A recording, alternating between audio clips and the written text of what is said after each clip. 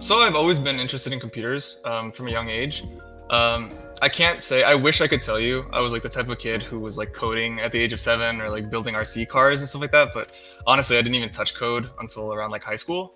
I just kind of liked to. I liked computers. I liked video games. And I guess once I kind of gotten to the point where I wanted to think about what I was doing, what I wanted to do for a living, I think computers was just kind of what stood out to me the most. And once I started taking like coding classes and building kind of technology a little bit more, I realized I really liked it. So I decided to stick with it. Currently, I'm a Congressional Digital Service Fellow in the House of Representatives. I'm under TechCongress, which is a nonprofit that brings technology experts into the House of Representatives and the Senate. So Congress faced significant tech challenges at the beginning of the COVID-19 pandemic with a lack of effective technical digital infrastructure. So my role was to meet the immediate need for technical expertise in Congress and also to encourage the institution to create a more permanent digital service that could build and procure and write kind of software solutions. So I was also a software fellow with Coding It Forward. I worked at the United States Citizenship and Immigration Services, and I was working in their asylum branch, building out some features for their case management system. Um, and then I also was working as a NASA intern out in California in the middle of the Mojave Desert, um, writing a data acquisition app for this experimental glider that my boss made. So built that to kind of to test out the wing and get some data on it, which is really fun.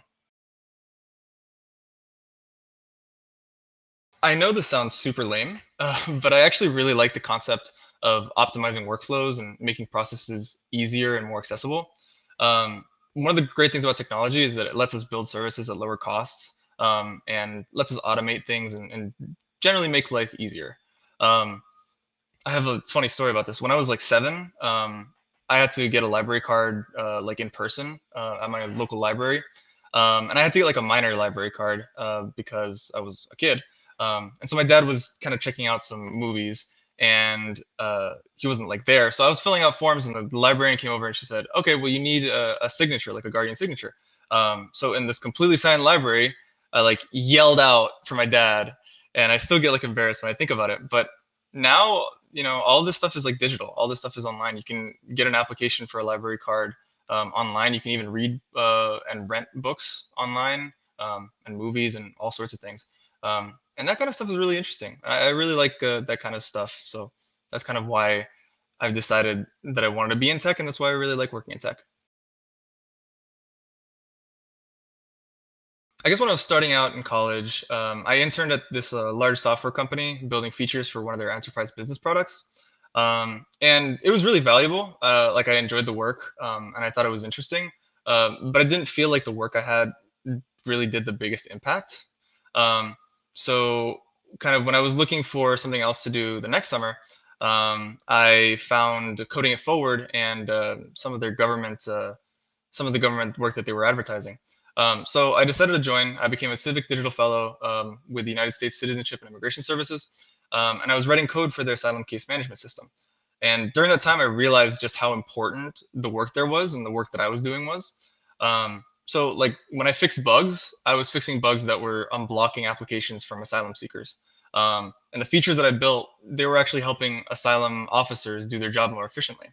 So just even the possibility that my code could help one person get approved for asylum faster, that made it all the difference. That made me feel like my job was important, that I really did impactful work.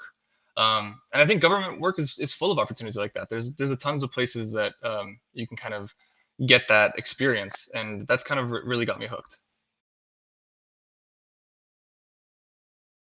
So my first project in my digital service fellowship was essentially information gathering and stakeholder mapping. So my team and I kind of got dropped into the House of Representatives, and we kind of had a general goal of supporting the digital modernization efforts, but we didn't really have many ideas on where to start. So we kind of just cold called a lot of people. Like for the next couple months, we were basically talking to anyone and everyone who would give us the time of day.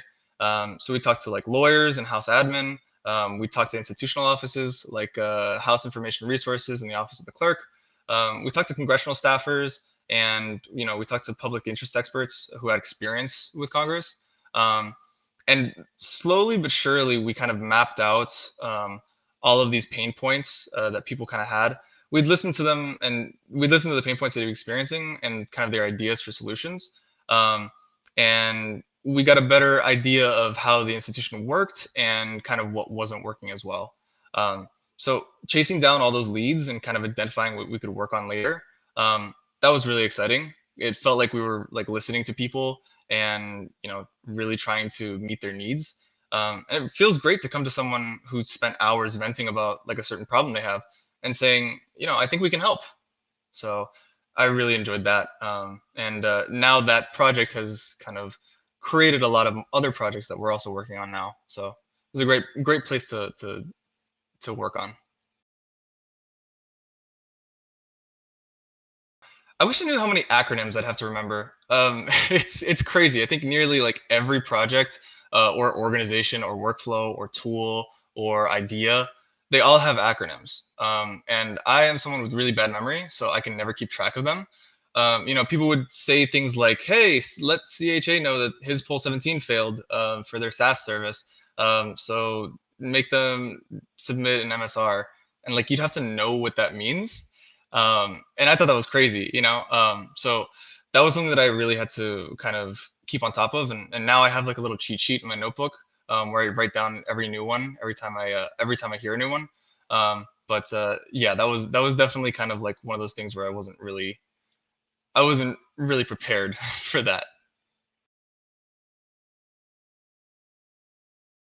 I think the most impactful thing was just being around so many people that seem to care so genuinely about the work.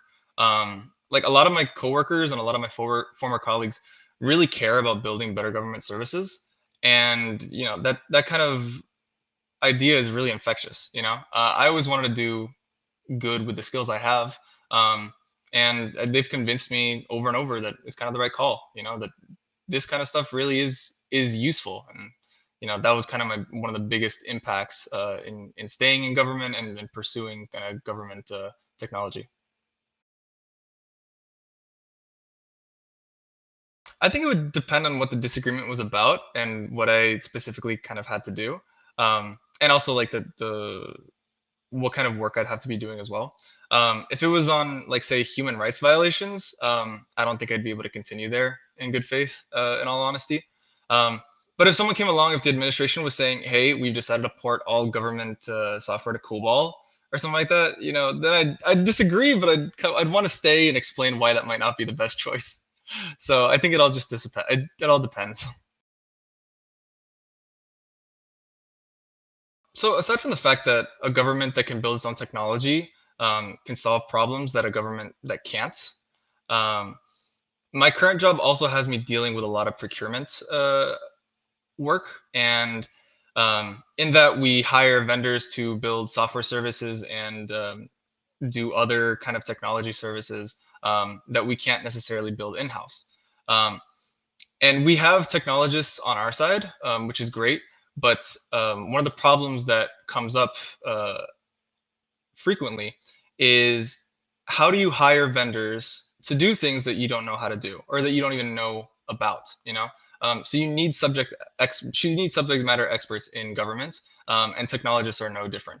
Um, so, how do you hire someone to do a cybersecurity audit on your software services if you don't understand the first thing about cybersecurity? How do you even begin to explain what you need?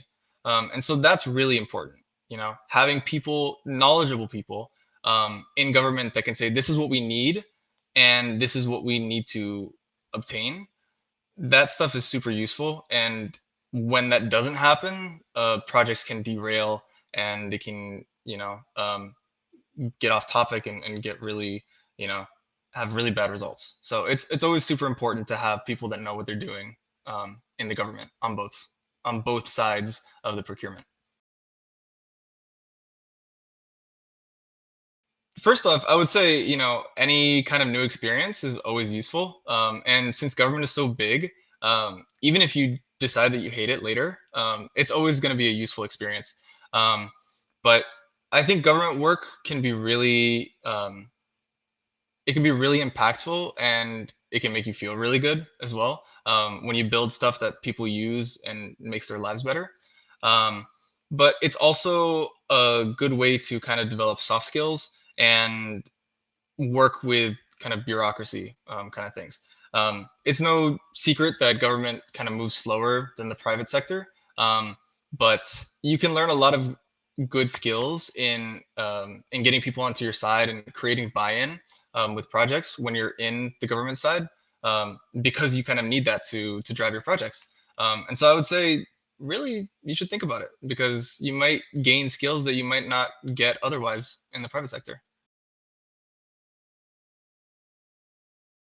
So I have a lot of people I look up to in civic tech. I would say kind of the biggest ones are Megan Smith and Todd Park. They're both former U.S. Chief Technology Officers, and I've had the privilege of meeting them. Um, and I look up to them not only because of their leadership and because of their trailblazing, but also just because of how supportive they are to the community, to the civic tech community, and how passionate they are to mentor the next generation. They're more than happy to talk about why this stuff is needed and why this work is important. Um, and I really think it's amazing.